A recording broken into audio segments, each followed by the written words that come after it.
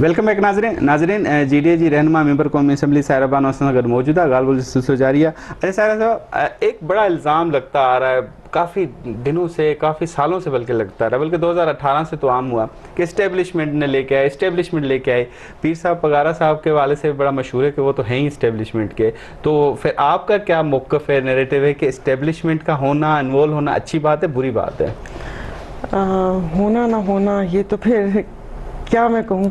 बाकी जहाँ तक हम लोगों का ताल्लुक है, कहते हैं तो भाई मैं तो बरमला कहती हूँ कि अपनी पाक अफवाज के साथ है ना। हाँ। किसी दूसरे मुल्क की, इंडिया की फौज के साथ तो नहीं है ना, अपनी पाक फौज के साथ है और हमेशा अपने उसके पास नहीं। अभी ये इन्होंने इस तरह कर दिया, ये मुझे बताएं, सब जो बात कर रहे हैं कि ये होनी चाहिए, एक उस पर इल्ज़ाम लगा रहे हैं कि यहाँ उनकी मुदाखलत है, उनकी मुदाखलत है। तो आप स्टार्ट से देख लें तो क्या हो रहा है इस मुल्क में? अच्छा हो रहा है, क्या हो रहा है? अच्छा हो रहा है आपके ख्याल में? अच्छा हो रहा है? नहीं, अगर अच्छा हो रहा होता तो फिर हम इस हाल तक थोड़ी पहुंचे होते। बुरा हो रहा है तो उसके खामी नहीं, तो ये नहीं, मुझे तो समझ नहीं आती कि मतलब कैसे वो उधर वो हो के उन लोगों ने अल्लाह पाक की मर्जी पर ये कि कायदे आज़म 5-6 साल अल्लाह पाक उनकी ज़िंदगी थोड़ी और होती तो शायद ये हालात ना होते उसके बाद।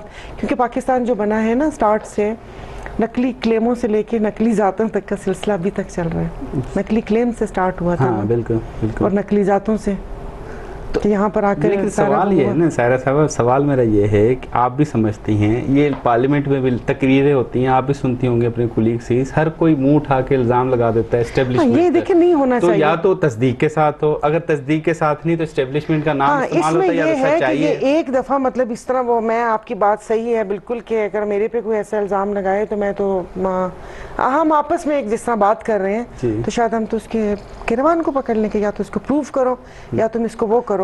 लेकिन एस्टेब्लिशमेंट इन्वॉल्व है जो कुछ कहती नहीं, पता नहीं। देखिए मैं अपने मुंह से क्या कहूँ, लेकिन आप सारी बातें छोड़ें, आपने असलम भुतानी की स्पीच सुनी होगी, ठीक है, जिसमें इन लोगों ने बोला कि उनके साथ इन्वॉल्वमेंट थी, हमारे साथ नहीं है। मौजूदा गवर्नमेंट ने कहा, उन्होंने तो ऑन द फ्लोर कहा है कि जहाँ से फ़ोन आता था वहाँ से मैंने फ़ोन करवा के अपनी स्कीम्स डलवाई हैं।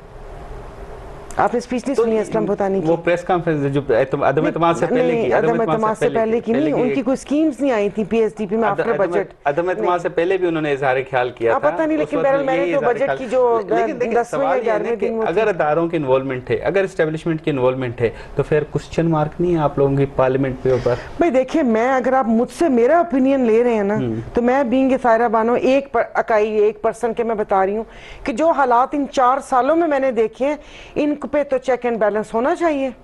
मतलब आप PTI पे चेक एंड बैलेंस? PTI नहीं, पूरे जितने भी सियासी लोग बैठे हुए हैं। 4 साल में तो PTI थी ना बरसरी। नहीं, मैं सबकी 342 जो बैठे हुए सेवान में जो बारियां लगती हैं, जो होता है, इन पे तो चेक एंड बैलेंस होना चाहिए। ज़्यादा अरसा तो PTI गुजारा ना। अरे मतलब आप समझ नहीं रहे बात को। आप, मैं सिर्फ एक पर्टिकुलर जमात की बात नहीं करी, मैं सबकी बात कर रही हूँ जो मैंने यहाँ कौमी असेंबली में देखा है ना, इनके ऊपर तो चेक एंड बैलेंस होना चाहिए। मैं तो नहीं भरोसा कर सकती, मैं नहीं भरोसा कर सकती। मतलब ये जब चाहे जिधर जा सकते हैं सारे अपनी मर्जी के मुताबिक, ये कहना चाह रही हैं आप? नहीं, मैं इन पर भरोसा नहीं कर सकती। अगर सपोज मान भी लेते हैं कि मुदाखलत होती है या मुदाखलत, इन पे तो भरोसा नहीं किया जा सकता। अच्छा, आप इतराफ़ तो करती हैं ना कि इस्टेब्लिशमेंट, आप कहती हैं कोई हर्ज नहीं, अगर हम पाक अफवाज, यकीनी तौर पे हमें भी कोई हर्ज नहीं, हम भी मानते हैं हमारी पाक अफवाज है। तो अगर इस्टेब्लिशमेंट की इन्वॉल्वमेंट है और पीर साहब के ऊपर ये बात है कि वो इस्टेब्लिशमेंट को ज़्यादा सपोर्ट करते हैं, नहीं, तो देखिए इस सूरत हाल वो वहाँ तक, वो ज़ाहिर है वो पीर साहब है, उनका एक अपना वो था, ज़ाहिर है वो पाकिस्तान की तहरीक और उसके बाद भी ये, जैसे आप ये फातिमा जिन्ना के साथ सबसे उनका ताल्लुक है, पार्टी थी पूरा उनका सारा वो था।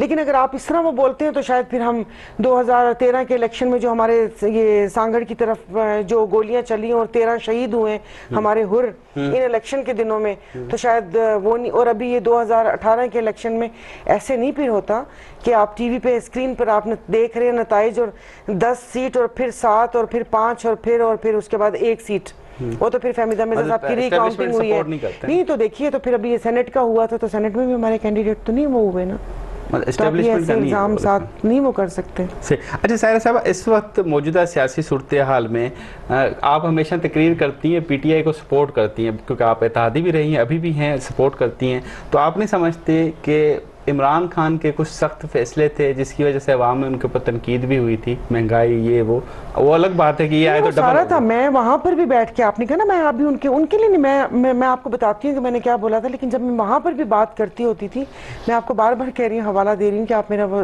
स्पीचेस उठा के देख लें, जो बजट स्पीच थी, तो मुझे यही था। खान साहब की जात पे कोई ऐसे एतराज नहीं, लेकिन जो उनके आसपास लोग थे ना, मुझे उन पे बहुत एतराज था। किया क्या है सिंध के लिए? वैसे एक तो बता दें कोई अच्छे इकदाम जो आप सिंध से रिप्रेजेंटेटिव हैं, कुछ एक नहीं मतलब ऐसा कुछ हम लोगों ने करना भी चाहा।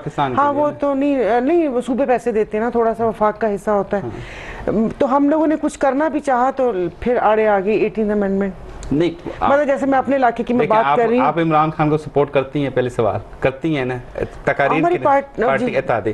इमरान खान के सिंध के लिए कोई एक या दो अच्छे इकदाम बता दें कि आवाम तो मुतमिन होने कि हाँ मैडम सायरा साहिबा कह रही हैं इमरान खान की ये भी सपोर्ट करें तो हम भी कर लें। नहीं मतलब काफ़ी बहुत सारे प्रोग्राम, हाँ सिंध की मैं बात करी, बहुत सारे प्रोग्राम पाइपलाइन में थे, लेकिन वो नहीं हो सके ना। मैं कह रही हूँ कि 18 अमेंडमेंट की वजह से हम लोग ये सब चीज़ें वहाँ पर करना चाह रहे थे, तो नहीं वो होता। जैसे आप मैं अपने सांगड़ की बात ले लूँ, मुझे नहीं वो था, मतलब मैं ये चाह रही थी कि आवाम के लिए वही बात ना कि ये रोड रास्ता ट्रेन तो मतलब अच्छा वो 4-5 साल बाद फिर टूट जाएंगे वापस से वही रोड्स के नाम उन स्कीम्स में आते हैं। चेक एंड बैलेंस रख सकते हैं। नहीं चेक एंड बैलेंस देखिए, रोड के ऊपर तो नहीं बैठ सकते, भले जितनी मर्जी मजबूत रोड हो।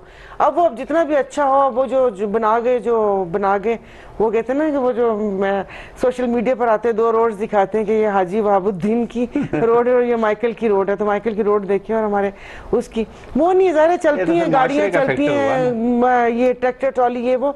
तो मैं वहाँ के लिए ना कोई कुछ ठोस कुछ चीज़ करना चाह रही थी, लेकिन वो नहीं वो होगी। जैसे मैंने स्पोर्ट कॉम्प्लेक्स का कहा था, क्योंकि वहाँ पर लोगों में बहुत पोटेंशियल है। मैं देखती हूँ बच्चों को बहुत अच्छा, मतलब जिस तरह वो है। ये तो एमएनए ग्रांट के तहत भी हो सकता था। नहीं वो फिर वो जमीन का मसला, फिर उधर मसला, और अच्छी बात है एक रोड है हमारे वहाँ पर। मैं आपको ये बात मैं बताती हूँ, अच्छी बात है कि आपने कहा खान साहब के लिए क्या कहा। खान साहब से मैंने बात की, हमारी एक सांगड़ की तरफ रोड है बरून एंड खडड़ो, वहाँ पर 150 गाँव हैं। आप गाड़ी तो दूर की बात है, वहाँ आप सीधा चल नहीं सकते, वो सीधा चल नहीं सकते। वो जाके मैंने उनसे बात की और उसके बाद उन लोगों ने उस पूरी रोड का मतलब ये सारा कुछ मंजूर हो गया। सही ठीक है, मंजूर हो गया। इनकी गवर्नमेंट जाने से पहले उसके हाफ मनी जो है, मतलब एक जैसा टोकन तो नहीं बट ये कि 20 तक उस रोड के लिए वफाक के उसके तहत, क्योंकि 150 गांव हैं और गुर्बत वहाँ पर इतनी है कि 2-3 लोगों को मैंने चिंची रिक्शा लेके देने की कोशिश की कि आप ये अपना रोजगार करो, तो उसने कहा नहीं अद्दी नहीं चला सकते। अच्छा। इसलिए कि डेली टायर पंक्चर होगा तो उस टायर पंक्चर के पैसे कौन देगा, यहाँ पर आता ही नहीं है। बन गया रोड? नहीं, मैं बताती हूँ ना, तो जिस वक्त उस रोड की सारा ये स्टार्ट हुआ जो प्रोसेस होता है, तो सिंध गवर्नमेंट ने एनओसी नहीं दी और उन्होंने वो पिछले साल की अपनी उसमें करके उन्होंने कहा ये रोड हम बनाएंगे। और मेरी वो जो रोड थी वो 10 महीनों में बननी थी, जो कि इन्होंने जो उसका टाइम रखा है वो 3 साल रखा है। और आप इंशाल्लाह ताला होंगे तो मैं आप उस रोड की आपको तफसील जरूर बताऊंगी। मुझे एनओसी नहीं मिली। कहने का मकसद है कि सिंध हुकूमत हमेशा इमरान खान के उठाए गए इक़दाम में रुकावट डालती है। एनओसी मुझे नहीं मिली, वो जून में वो सब पैसे वापस लैप्स हो गए और वो सब खत्म। तो कह रही इमरान खान वो 8 अरब रुपए का ऐलान करके गए थे, वो भी कराची को नहीं मिला ना, वो तो वफाक में तो इत्तेहादी थे। हाँ, उसका मतलब वो था कि ये काम करने चाहिए थे जो जिस कामों का उन्होंने बेड़ा उठाया था, लेकिन ये कि वहाँ पर भी खान साहब की टीम अच्छी नहीं थी। मतलब आपके ख्याल में खान साहब अच्छे थे, उनकी टीम अच्छी नहीं थी? नहीं, टीम नहीं अच्छी थी। एक होता ना टीम, आप ज़रा भरोसा करते हैं, आपने हर चीज़ देखते हो तो आप डिप्यूट करता है भाई तुम ये देख लेना तुम वो देख लेना, तो टीम नहीं अच्छी थी। अच्छा, राना सनाउल्लाह के बारे में बात की जा रही, बरसरे इक़्तिदार आए पंजाब में, पीटीआई की जानिब से काफिले गई, तो कभी वजीर दाखिला को हम सूबे में दाखिल नहीं होने देंगे, तो ये अच्छी रवायत है? वैसे नहीं, ये बिल्कुल भी अच्छी रवायत नहीं, और मुझे नहीं पता, ये तो मैं खुद सोचती हूँ कि ये कौन से हैं। जैसे मार्च, एक सीधे साधे मार्च को एक मुतनाज़ा बयान ने कि ये खूनी मार्च होगा, आपने एक मुल्क में वो पता नहीं कौन सी फिजा कायम कर दी। और फिर अभी इनके इलेक्शन हुए थे, मार्च की बात करें जो जो मार्च आना था, शेख साहब ने कहा कि खूनी मार्च होगा। फिर आपको किसने कहा ये खूनी मार्च होगा? उन्होंने एक बात कर दी ना, उनके पास वो आ गया, जवाब आ गया कि भाई खूनी है, खून खराबा करोगे। कि केपी के हुकूमत इन्वॉल्व है, उसमें पूरी मशीनरी यूज हो रही है, इतनी तादाद में। नहीं, मतलब देखिए लफ्ज है ना खूनी, जैसे मतलब खूनी नहीं था। नहीं, मैंने कहा उन्होंने पहले बात कर दी ना कि खूनी मार्च होगा, उन्होंने खदशा जाहिर किया होगा। खदशा जाहिर किया ना, तो यही होता है ना, तो हुकूमत में भी तो कुछ ऐसे लॉ भी है ना इकदाम कत्ल, या कभी आप बात भी करते हैं तो आप उस पर भी हो सकते कि मैं तुझे मार दूंगा, उसके बाद पता चले कि उस बंदे की हो गई तो सबसे पहले कि तुमने ये बोला था। तो ये भी नहीं कहना चाहिए कि ये रिवायत प्लीज अल्लाह के वास्ते ये ख़त्म होनी चाहिए कि वो उस पर कोई तो बुर्दबारी और बड़े दिल का मुजाहरा करे। सही सही। बाकी ये इस तरह के अटैक्स नहीं होने चाहिए कि मैं उसका दाखिला बंद कर दूं तो उसका दाखिला बंद कर किसी सपोर्ट करेंगे अगर इस बुनियाद पे गवर्नर राज नहीं। अब इस बुनियाद पे तो देखें, अब आपको भी पता है कि ये इस बुनियाद पे नहीं लग रहा, वो एक वो कहते हैं ना वो तो पानी की मछली को पानी से निकाल के जलती रेत पे डाल दिया, वो तो अब वो तड़प रही है, क्या वो इस बुनियाद पे लगेगा, इस बुनियाद पे। तो फिर अगर इस बुनियाद पर अगर मैं किसी को सपोर्ट नहीं कर रही, अगर ये बुनियाद बनाकर वो लगा रहे हैं और लगता है, फिर तो जिसके जुबान से ये बात निकली है पकड़ना, तो फिर पीटीआई वालों को उसको चाहिए कि तुम हो किस तरफ, ऐसे मुतनाज़ा बयान क्यों देते कि जिसका फायदा मुखालिफ को हो। मुखालिफ, ठीक। सर ब्रेक लेंगे, ब्रेक के बाद दोबारा ब्रेक